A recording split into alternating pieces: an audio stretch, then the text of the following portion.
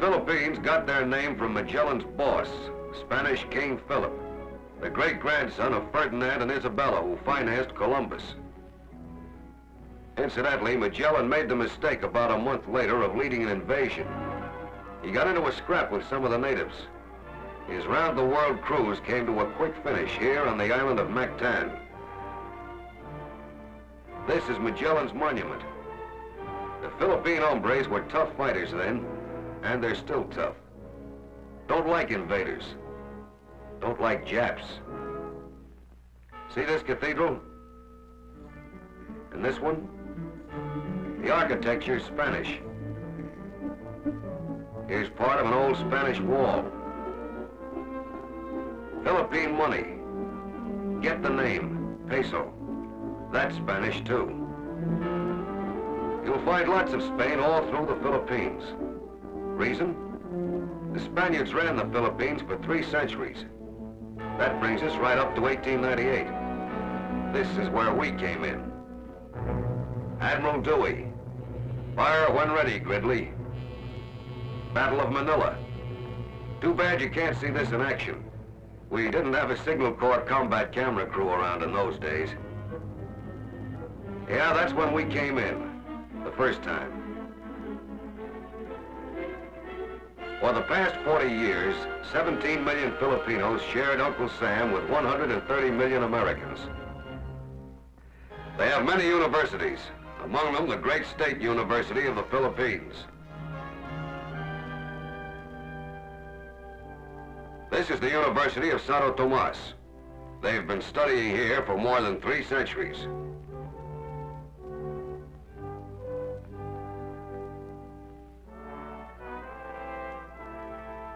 Silliman University on the island of Negros. No studying here during the occupation. The Japs used the classrooms for army barracks. They learned the 3 R's American style in high schools, grade schools, everything taught in English. Kindergarten, just like at home. They shared our daily setting-ups.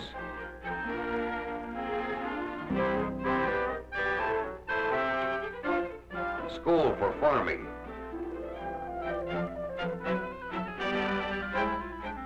The Filipinos also shared another kind of American school tradition, one of the U.S. Army's oldest and best, our West Point.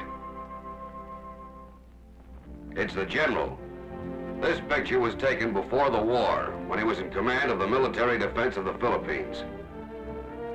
There were some Americans who saw the need for organizing the defense of the Philippines long before the war. Working with the Philippine government, they set out to build a tight, hard army of Philippine regulars. Even long before Pearl Harbor, the Jap menace was there, ambushed behind diplomatic lingo and grins. Maybe you'll get to see the military academy on Luzon. It's modeled after our own West Point, right down to the uniforms and precision drilling of the cadets. The Filipino GIs were trained like us. We shared with them in this, too. There were 4 of these tough Filipino GIs for every American fighting and dying on Bataan and Corregidor. They've shared the fighting. They'll share the final victory parade. Supreme Court of the Philippines.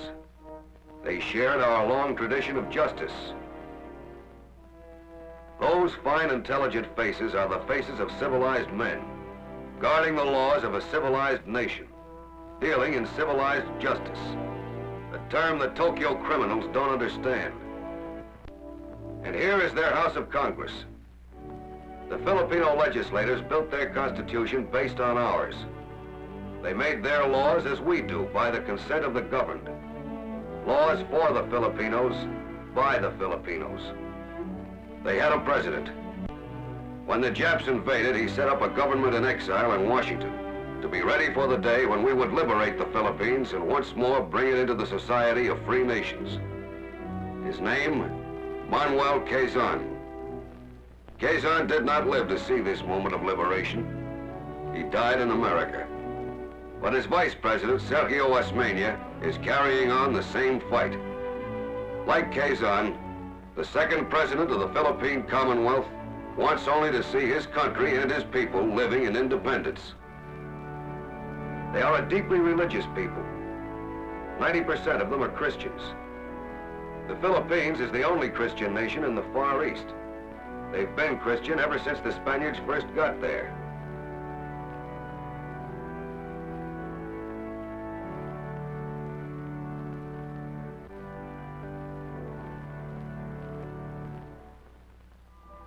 Like us, they're a mixture of a lot of races. If you hit a beach like this down south on the island of Mindanao, you'll meet this kind of Filipino citizen, the Moro. The Moros are Mohammedans. They look peaceful here, but they can fight like hell. Their favorite weapon is the bolo, a wicked piece of steel a top sergeant could shave with. They use it on everything, including their enemies. They fought the Spaniards for over 300 years. After 1898, they fought us. Blackjack Pershing battled against them in his captain's bars long before he battled against the fathers of the Nazis at Chateau Thierry and the Argonne. In 1913, they buried the bolo as an instrument of war and took it up as a tool for peace and prosperity. They joined hands with the rest of the peace-loving Filipinos and earned their right to independence. Their biggest town is a place you've been hearing about, Zamboanga, the place where monkeys have no tails. That's one of the monks. See? Just a stump of a tail. When we get in, the Moros may put on a USO dance for us. It'll be like this.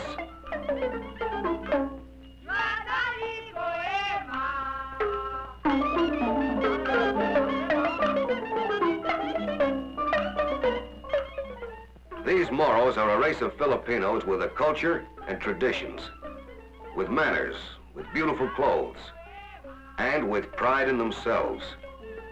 They've learned to trust us because we have learned to trust and respect them as fellow Americans.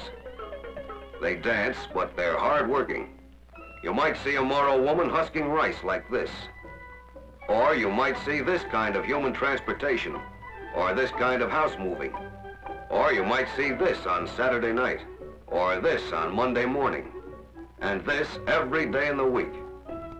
A lot of them earn their living out of the sea,